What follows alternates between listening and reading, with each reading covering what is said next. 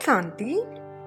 आज 18 जनवरी 2025 की शांति वन में जो अव्यक्त मुरली चली थी, उस मुरली से सुनते हैं मुरली का मुरली मंथन। बाबा ने कहा, आज बाप दादा चारों ओर के अपने सेवा के साथी बच्चों से मिलने आए हैं। फिर बाबा ने कहा, आज बाप दादा अपने सेवा के साथियों को देख खुश हो रहे हैं और दिल में गीत गा रहे हैं, वाह मेरे विश्व परिवर्तन सेवा के साथी वाह। बाबा ने कहा, आज अमृत वेले से चारों ओर स्नेह की मालाएं बाप दादा को डाल रहे थे। बाबा ने बताया 3 प्रकार की मालाएं थी। एक थी बाप समान बनने के उमंग उत्साह की। बाबा ने कहा, दूसरी थी अति बिछड़ी हुई बंधन वाली बंधेली गोपिकाओं की और तीसरी चमकते हुए अति अमूल्य आंसुओं की माला भी थी। एक एक आंसू मोती समान चमक रहे थे और तीसरी माला कुछ कुछ बच्चों की उलझनों की थी। फिर बाबा ने कहा, बाप दादा ने देखा गुप्त रूप से अंतर्मुखी बन पुरुषार्थ में तीव्र गति से चल रहे हैं। बाहर से दिखाई नहीं देते हैं, लेकिन पुरुषार्थी अच्छे हैं। फिर बाबा ने कहा, ज्ञानी तो आत्मा बच्चे तो हैं, लेकिन स्नेह की सब्जेक्ट आवश्यक है, क्योंकि स्नेही मेहनत कम और मोहब्बत के अनुभव में सहज रहते हैं। फिर बाबा ने कहा, स्नेह की शक्ति कैसी भी पहाड़ जैसी समस्या हो, पहाड़ को भी रूई बना देते हैं, पहाड़ को भी पानी जैसा हल्का बना देते हैं।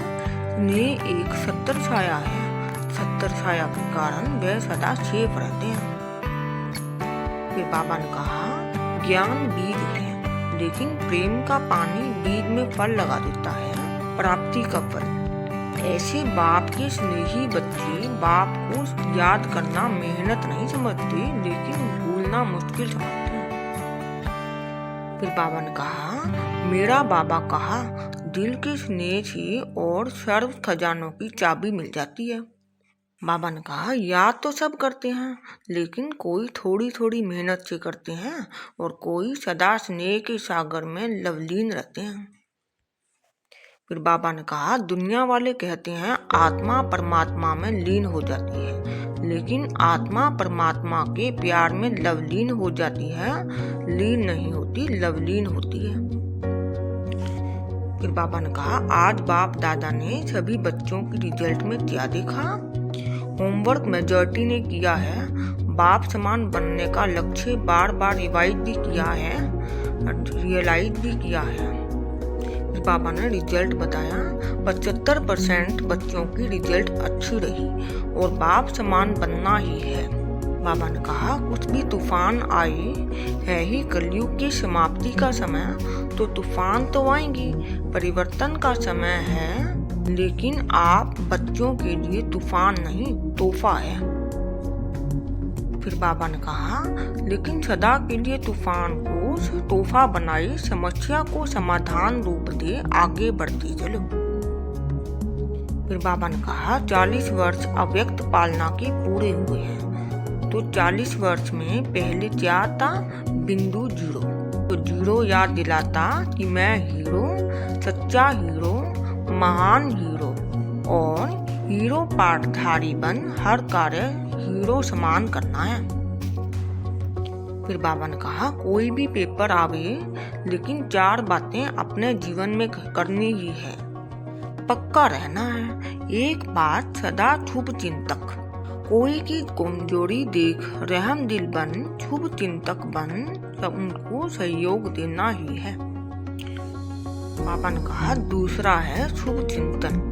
कभी कभी व्यर्थ संकल्प बहुत चलता है, इसलिए सम्मान का कोई न कोई अपना टाइटल मन को होमवर्क दे दो, मन को टाइम टेबल बनाओ, चेक करो और चेंज करो। फिर बाबा ने कहा, तीसरा है शुभ वृत्ति।